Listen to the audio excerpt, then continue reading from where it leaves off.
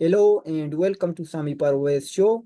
Today I'm joined by Curtis Fric, the founder and managing director of the Polling Canada. We will be discussing upcoming Montreal's by-election, which must be called before July 30th, and the speculation of Mark Carney, the former governor of Bank of Canada and Bank of England, will be joining Team Trudeau as Prime Minister today confirmed he is trying to recruit Mark Carney in his team, and the downfall of NDP and also the surge of BC Conservatives. Thank you so much, Curtis, to joining me, Sami Parvez Show. It's a great honor for me to have you here. Thank you for having me here. It has been a long time.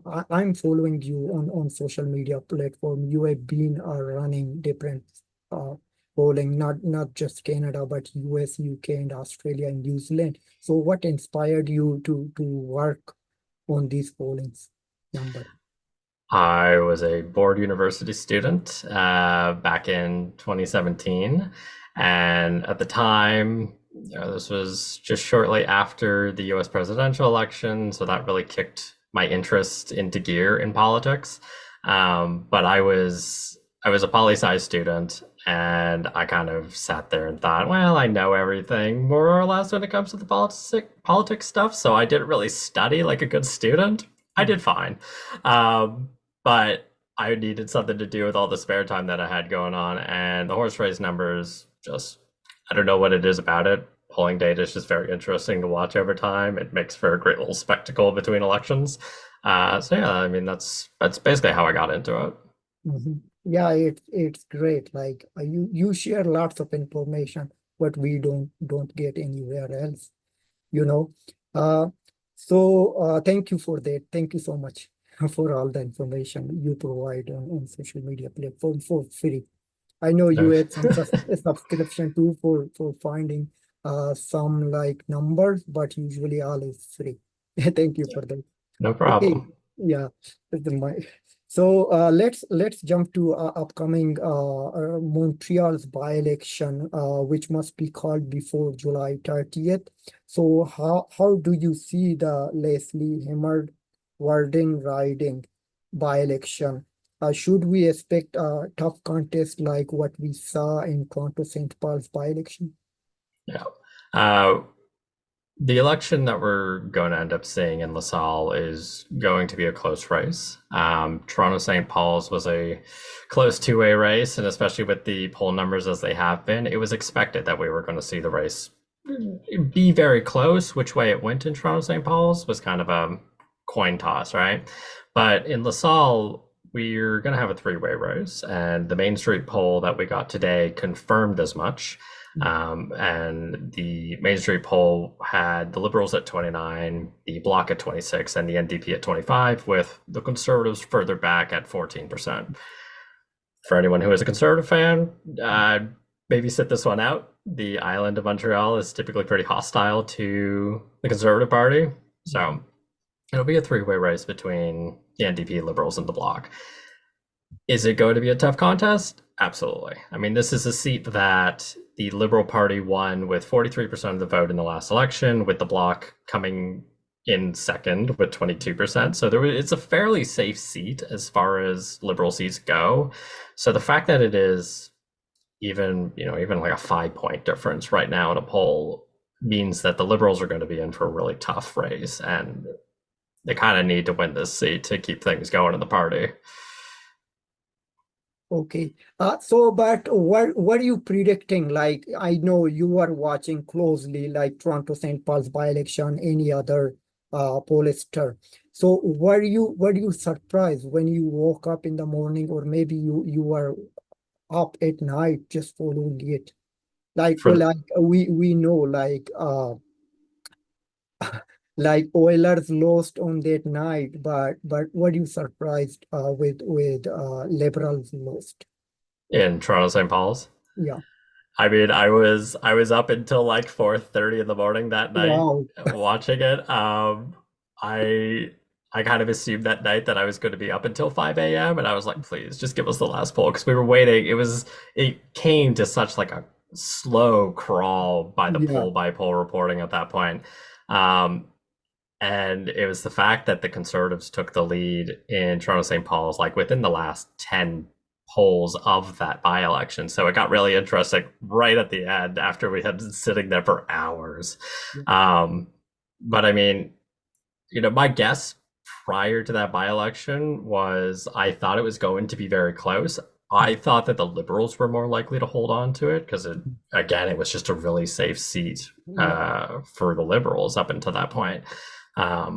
So for the Conservatives to have flipped it, I wasn't surprised that the Conservatives flipped it, but I just thought that was like the less likely of the two to happen. Mhm. But when that happened, it's just it ushered in so many people suddenly saying Justin Trudeau needs to resign and someone Yeah. else needs to take over. And like it was not a good look for the Liberals and Trudeau, to put it bluntly. Like there's no dressing it. Even if they won by a close margin, it would have been rough to say, Yeah. yeah, we held the seat, but like barely. And it's So that entire by-election it was really fun to watch. Not as fun if you're a liberal, but I think we could probably see the same thing in LaSalle. I'm hoping with a lot shorter of a time, hoping the ballot is not like the size of a table next time, because that's what led to it being so long, right? Yeah. But do you think the long ballot costed Liberals too? Like the ballot was too long I really don't know. I because I would they received like I believe 900 votes. yeah. I I don't know if the longest ballot committee doing what they did with having like 78, 80 independent candidates like really affected the race. Mhm. I would say probably not, because if you're going in to vote and you're like, I'm going to vote liberal, it's not like you're going to get lost in this ballot when the party names are right next to them, right? So maybe, but I highly doubt it, to Mhm. be quite honest. Yeah, but do you think Leslie, like this Montreal's a riding which will be called later just end of this month, would it cost like Prime Minister's job if Liberals lose this riding?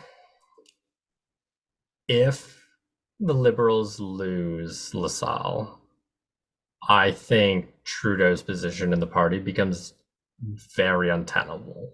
I mean, the argument for keeping Trudeau as leader right now is that he's been prime minister for almost 9 years and that, he has the experience, he's the best suited. There's not a lot of good candidates on the front benches that are as personally likable or who have the same kind of experience as he has. And that there's also a lot of people who, you know, this Mhm. will come to a surprise for some people, but like there's still a lot of people out there who are voting liberal today who the only reason why they're voting liberal is because Trudeau is leader of the party. He still has, a good amount of brand recognition with his voters. And there's a reason why we saw over the last couple of elections, the liberal platform was very Justin Trudeau centric. And that's why, because he was the pushing force to getting them to the election results that they did get. Um, so if they lose LaSalle, which again, by all means, is a safe seed, anything above 20 points is a safe seed. So if they lose it, I think it depends on who they lose it to, kind of makes it worse. Like if they lose it to the Bloc, the Liberals can say it's not great that we lost the seat. Yeah. Losing it to the Bloc, well, they're strong in Quebec. We're going to give it to them. There's a couple Montreal riding seats that they could win on very good numbers for them, and this just happened to be one of them. But if they lose to the NDP, on the other hand, a party that has been very stagnant for the last few years and does not have a huge amount of support in Quebec today, it kind of raises more red flags because you're not just losing to the Bloc, you're losing to the NDP, and that can cause a lot of alarm bells to be going off for people within the Liberal Party saying, hold on, could this happen elsewhere that the Liberals are ahead in, but the NDP generally does like a good second, third? Who Mhm. knows? Okay. But who do you think will be nominated for LaSalle riding? Will it be former Governor Bank of Canada and England, Mark Carney, as Prime Minister himself today confirmed that is trying to recruit Mr. Garney, but Mr. Carney, I'm sorry. But so do you think will he be the perfect candidate? And also, if he would be nominated, if they win, can Mark Carney turn the table? Like right now, Liberals are like trailing like by 20 to 22% points in the polls. Will he make a change for Team Trudeau? So we don't know who the Liberals are going to throw up in LaSalle. It could entirely be Mark Carney if they really wanted to pull like a quick one. Who knows? It's possible. Mhm. You know, I'm not a political expert when it comes to the inner workings of the Liberal Party in Montreal. Yeah. But would I rule it out? No. Do I think it's the most likely possibility? I don't particularly think so. But again, the Liberals have also been fairly quiet when it comes to LaSalle and Yeah. the by-election right now. When it comes to hypothetically, let's say, Mark Carney is the candidate and he does win the by-election. The idea would be to put him in as finance minister, as we had some reports today saying, because there was reports that were saying today that, well, Mark Carney might come in to replace Chrystia Freeland as finance minister. And, you know, how does that play over? How does that go? Because of his previous experience, Mark Carney would be seen as like kind of an ideal candidate to become finance minister.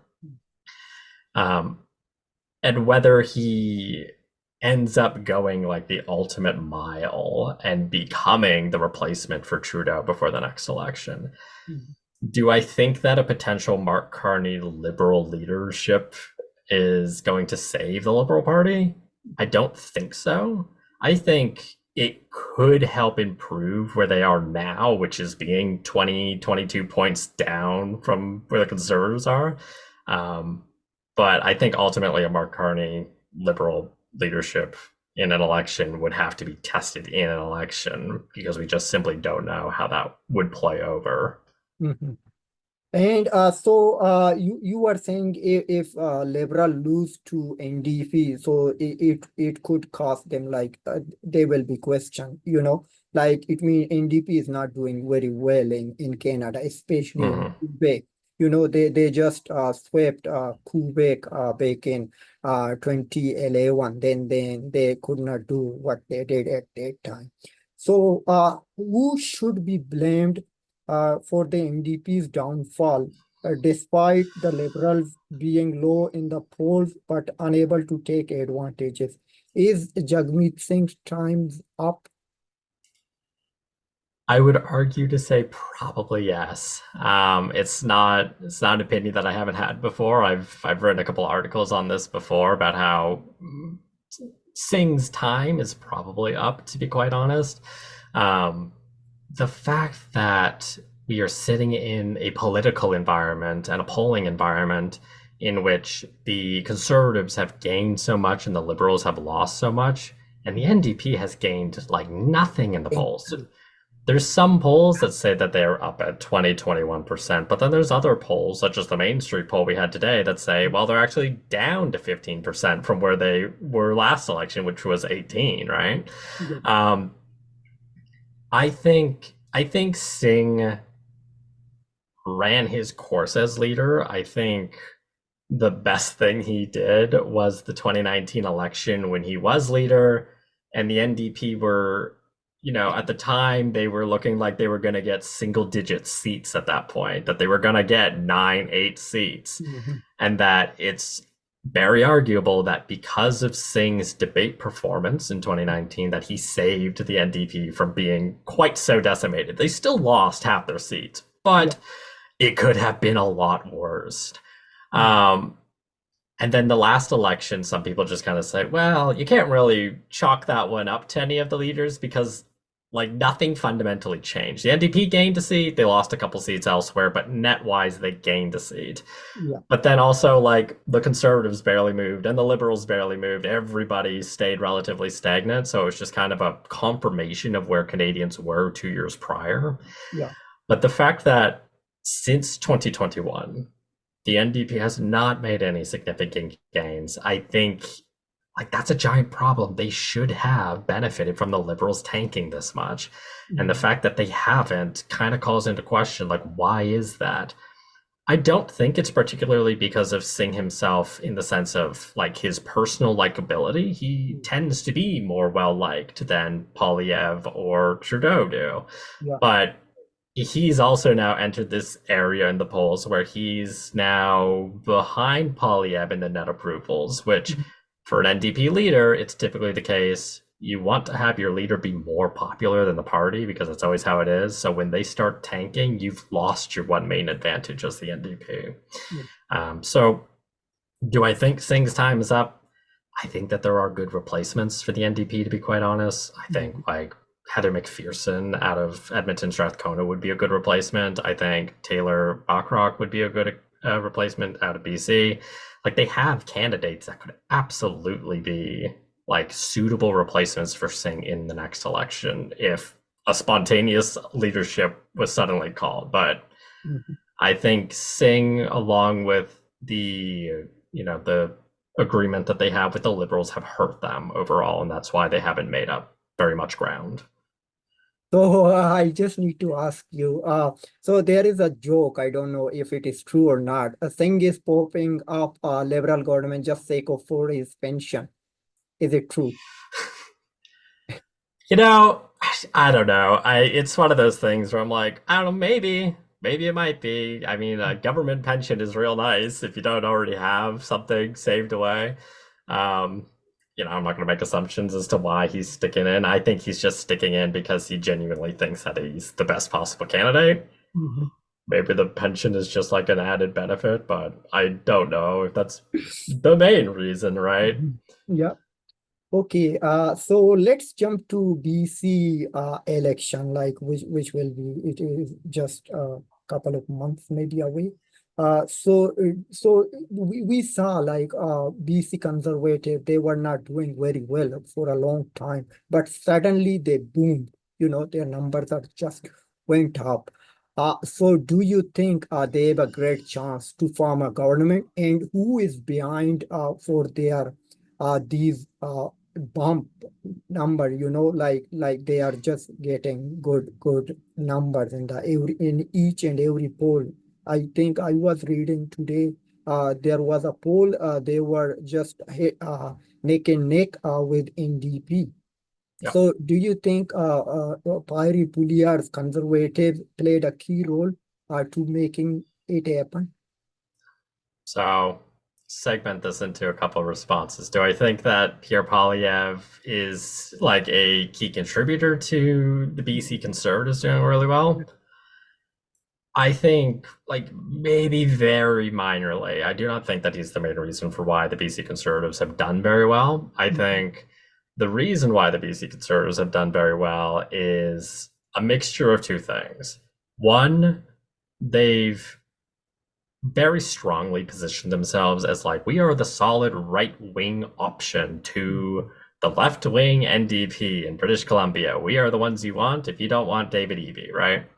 And BC United, on the other hand, was kind of occupying this or center-right position politically, like they have since they were known as the BC Liberals prior to that. I think it's a mixture of they were able to differentiate themselves very well, but I think more importantly, I think they just got a little bit lucky with the fact that BC United, after they rebranded themselves and with Kevin Falcon as a leader, have just gone through the floorboards. I mean, Kevin Falcon is not a great political operator since he became the leader of that party. The change in the name, well, I understand why they changed the name, because the Liberal brand has become very toxic in recent years because of the Trudeau government, which is why you're seeing things like Fury out in Newfoundland and Labrador making all of his signs like white and getting rid of as Yeah. much red as he can, or Bonnie Crombie saying like Bonnie Crombie's candidate, and then you have the Liberal logo that's really small. Like, Liberals know that the brand is not great right now, and the BC Liberals were the like center right, more conservative party to begin with in the province, and so moving away from that, they figured, yeah, that'll help us. However, they tripped into calling themselves something that sounds like a soccer team, as everyone makes the joke of. And it has just been a masterclass in what not to do with a party rebranding. Because if you'd have told me a year and a half ago that BC United is going to go from effectively being, a little bit behind the NDP, but still the very clear second choice, to having 3 polls, like 3-4 months out from the election, having 3 polls saying that they are behind the Green Party provincially, I'd have looked at you like you had 3 heads and been like, what do you mean? How could that possibly happen? So I think, to answer your first question on this, do the BC Conservatives have a good chance of winning this election? Yeah. They have a pretty good chance. I don't necessarily think they are the favorites just yet. I still think EB's NDP still has the edge in this election, just because of the way Vancouver breaks down. It's just more vote rich. But I mean, it's not going to take much. If you have polls that are already saying that it's basically a neck and neck race between the Conservatives and the NDP, it's not going to take much for just some NDP voters to go, maybe I will vote Conservative instead, or I won't vote at all for some reason, and have the Conservatives gain that edge. And yeah, there's a few seats that they could easily switch, and that's it. They could just win govern by a slim margin. So, sorry, I asked you multiple questions It's okay. in one question. Do you think the BC United it means they were casted these numbers just because of changing their brand? Or as you mentioned, their leader, Kevin, is not a good operator of the party? I think it's mostly those two things. Like, prior to this, their fundraising numbers, even when they were tanking in the polls, were still relatively good. They were pretty much on par with where they had been at the same point in previous years. So it was like their core party support, the fundamental base of their support, was still there, but they were losing your average person who doesn't really pay attention to politics. They are kind of shedding off and going to the shiny new thing, which was the Conservative Party. Yeah. And I think, again, it's just the fact that I think BC United's rebranding and Kevin Falcon not being the greatest leader in terms of being able to get people on side with him was just a 1-2 punch that really did it in. And I think with Rustad and the Conservatives, they're like, we're going to take advantage of this as much as possible. And I mean, look, the fact that you have, I don't know what we're up to, I think 14, 15 BC United MLAs have said, I'm not seeking re-election. Yep. And then you had a BC United MLA cross the floor. Whoa. Not just one, but 2 of them. Yeah, and it's like, okay. Yeah. So, the Conservatives have got to give them credit. They've done very well at being able to take advantage of the BC United just absolutely making a mess of it. They have just absolutely ruined their chances for this election. And I really don't see any possibility for them in the election upcoming during the actual RIP period to regain that support. Because if they do, you're going to have this situation of, if they do regain support, it'll be at the cost to the Conservatives. And then you're going to have this right side of the political spectrum infighting, kind of similar to how you see in Ontario on the left side with the Liberals and the NDP. So it'll be fun to watch, I'll give it that.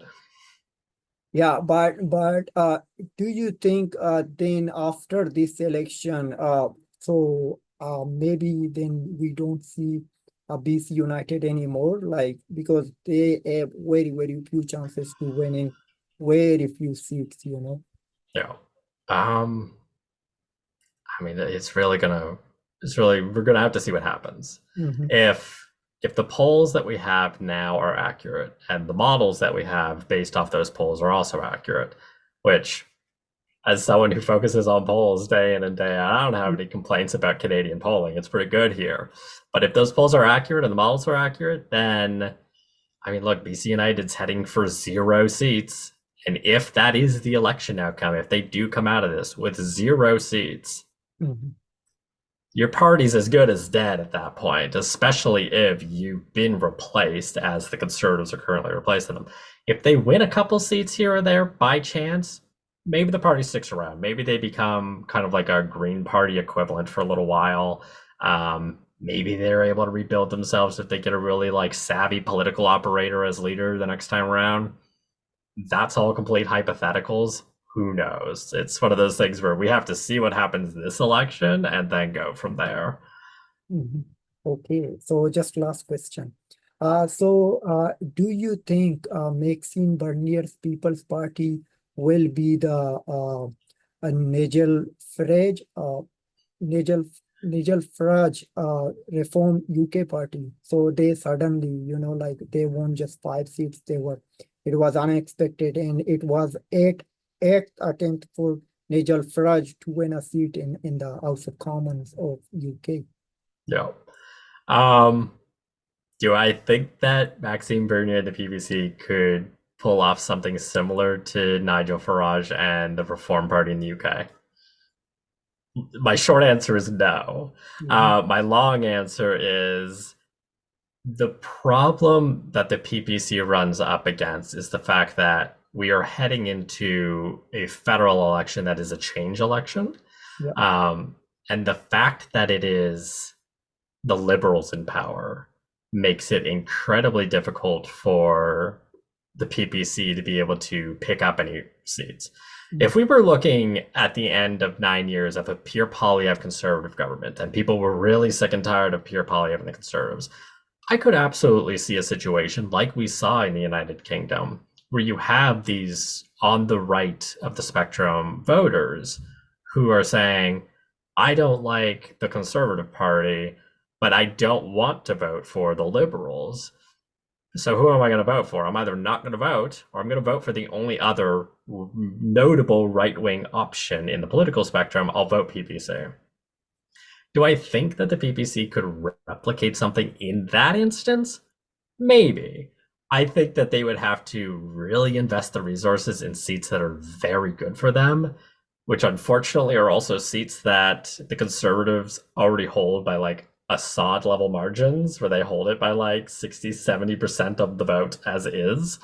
And that's the reason why I think that they won't be able to make any inroads in an upcoming election unless they pick a seat and just pour all the resources they have, all the manpower, all the volunteers into one single seat. You know, I would say do Portage Lisgar because that's the best result they've had in any riding since their creation, and it would be better to just go with one riding that you know you have a lot of support in and just work on it from there. But look, Nigel Farage ran for parliament like 8 different times before finally becoming elected. Maxime Bernier was a former Conservative MP. So maybe it'll be the case that he has to run 8 separate times as a PPC leader to finally get into office. Who knows? I mean, like, if the PPC can manage to win enough support in a riding to win a seat, good for them. I mean, like, they'll work really hard for that because the deck is stacked against them in being able to actually win any seats as the current environment stands. But yeah, I mean, I just don't see Bernier having any luck breaking into, you know, a 4 or 5 seat outcome in the next election. Okay. Thank you so much, Curtis. I will just leave it here and hopefully see you again. Thank you very much. It was a great live. Thank you again. Thank you. You take care. Have a good one.